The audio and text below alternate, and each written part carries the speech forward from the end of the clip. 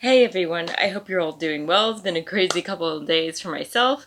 I haven't really had much time, so I'm trying to squeeze in this video so it gets posted on Monday. I hope I can get all the editing done. Anyway, in this video I'm going to show you how you can cook on the fly without any recipe.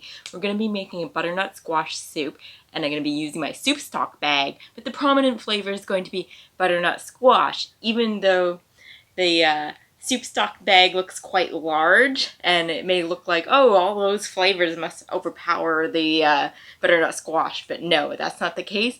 It's gonna have some ginger, and I hope I still have the coconut milk. Ooh, we'll see. If not, we're gonna work with what we got, okay? And I'm gonna make a nice little salad to go along with it. I was rushing to go to the grocery store, try to get some ingredients, but there was like 5 minutes left and they were gonna close, so I only got what I could, and they didn't have fennel. I wanted to make a nice fennel salad to go with this soup, but we're gonna work with what we got and see what we come up with, okay? So ready for this adventure? Let's head over to the kitchen.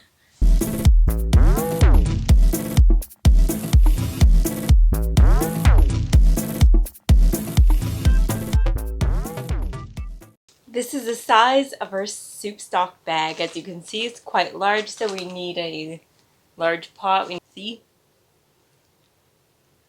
And we've preheated our oven to 425 because we're going to be roasting our butternut squash and some purple sweet potato as well.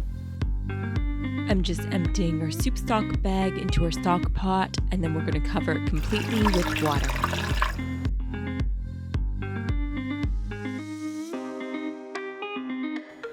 We're just going to roast this garlic here, so we're going to trim off the ends. We're going to pour some olive oil on top. Now I'm just dusting on some salt.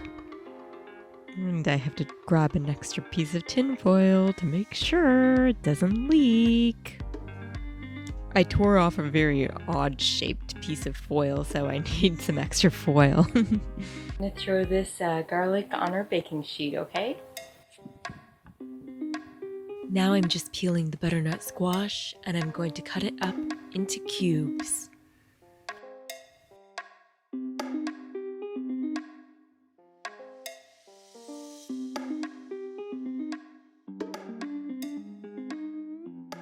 Now I'm peeling the purple sweet potato, and I'm going to cut it up into cubes as well.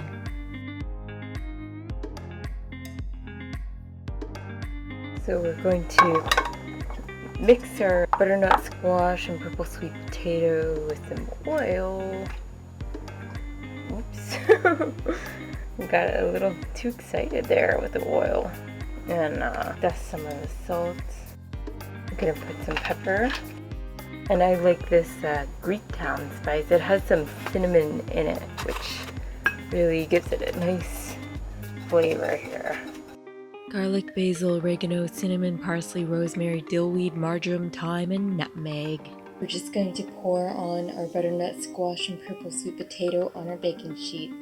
Put the parchment paper on there.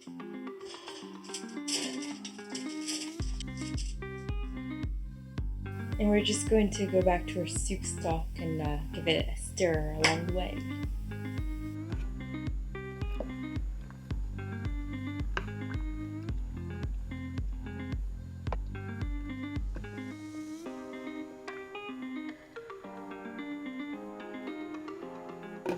I'm just going to cook one large beet for salad. So I have this little sauce pot. I'm going to peel the beet and cut it to my liking and cook it.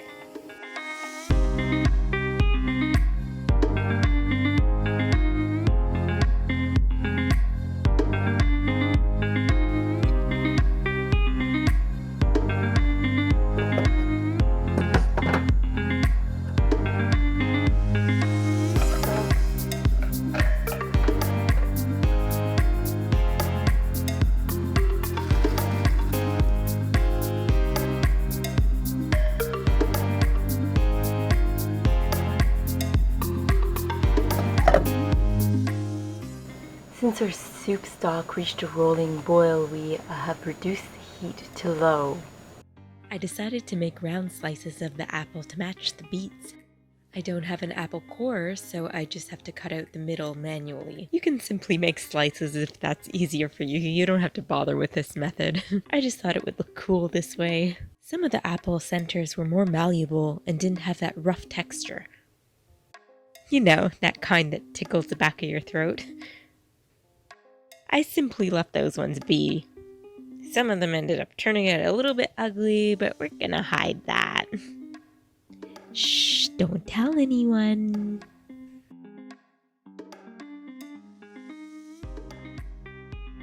Here I'm thinly slicing some celery for a salad.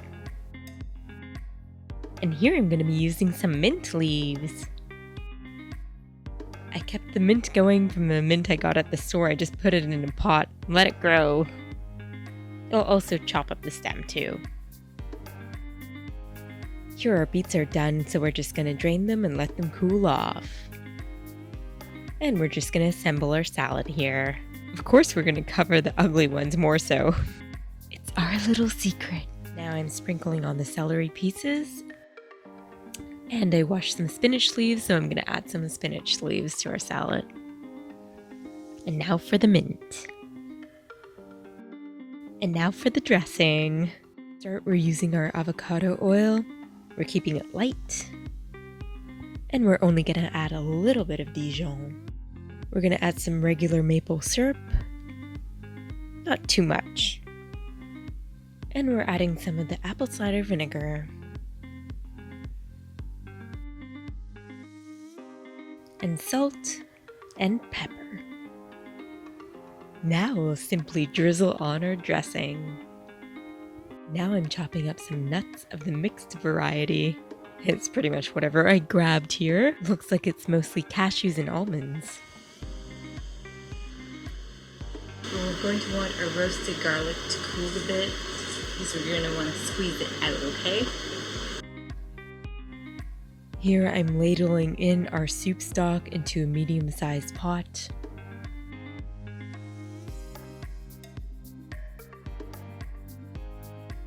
At first glance, you may be wondering what that big whitish thing is. Anyway, that's just the butternut squash and purple sweet potatoes. I'm just pouring them in. It makes it easier to do it this way. So what I'm going to do is just blend up some of this coconut milk to make sure it's completely smooth for our soup, because I kind of want to swirl some on top at the end, and we'll see how that works out. I'm going to put some in the soup and then swirl some on top. So we'll see how it turns out.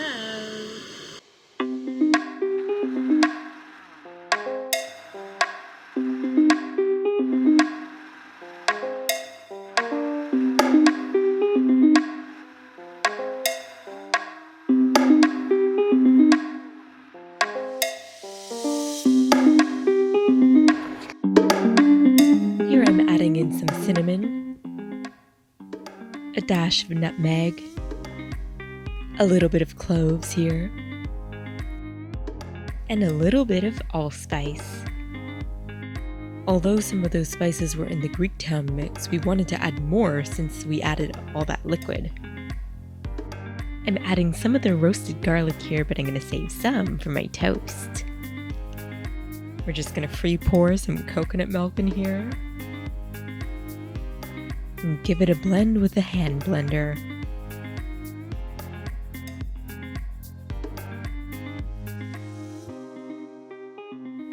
I'm also adding some turmeric.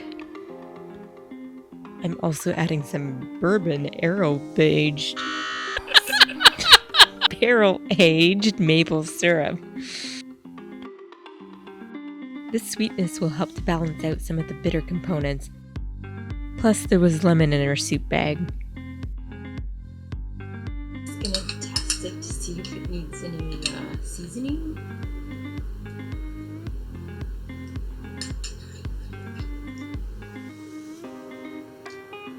I'm actually going to add a bit more of that maple syrup. There we go. Just a touch more salt.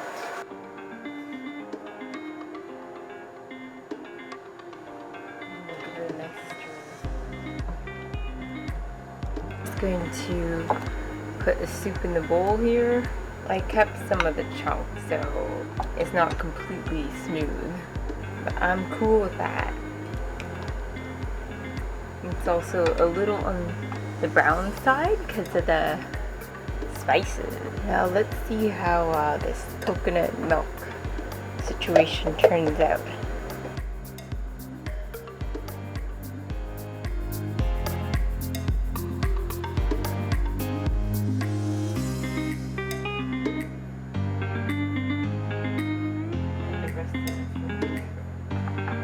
Okay, put the vega in the oven.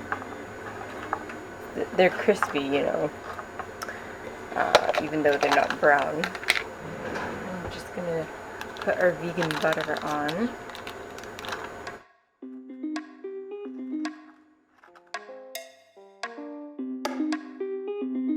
And I have some garlic here. I'm just gonna put it on and then squish it in.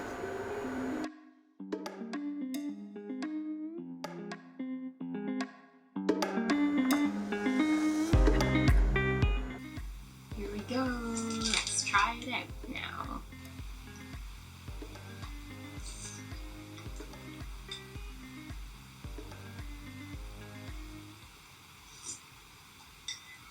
It's a nice aromatic soup. Has some herbs that were in there from before, but yeah, it worked out well. Let me just taste the little salad I made.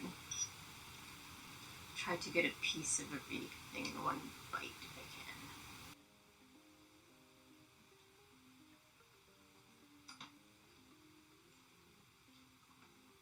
can. It worked out nice. Some little mandarin oranges would really work well with this salad. Also maybe some shredded carrot as well. Fresh mint is awesome too. I added a little bit of salt and pepper onto the garlic bread, roasted garlic bread, whatever you want to call it.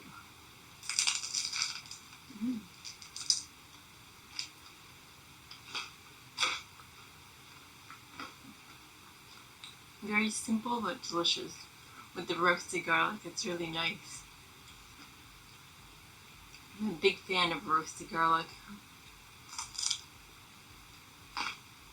So when I'm recording myself cooking in the kitchen, it takes a lot longer than it does like if I were to just make everything. Not only that, but the time it takes to upload all the video content and edit it. First of all, I have to convert each individual file in Handbrake so that the video footage matches from both cameras, and that takes quite a while on its own. And then making the proxy so I'm able to edit it. So it takes about 3 days, maybe more total, just to make a 15-minute video. So if you take 1 second to hit the thumbs up button, I truly appreciate it, including all your comments below. It helps get my video seen by others who may, gain some value from this video. So I just wanted to ask everyone, what is your cooking style? Are you ready-made, microwave food, takeout, keeping it simple type of person? Or are you always mixing it up in the kitchen and experimenting? Comment below. I'd be interested to hear about what your norm is in the kitchen. If you're one that normally keeps things basic and sometimes you may try a recipe every now and then, my advice to you is try a few different recipes and be mindful of the flavor profiles and spices and different cooking techniques, and then just take that leap one day and just try to experiment on your own in the kitchen. Remember to taste test the dish along the way, and then you can make adjustments.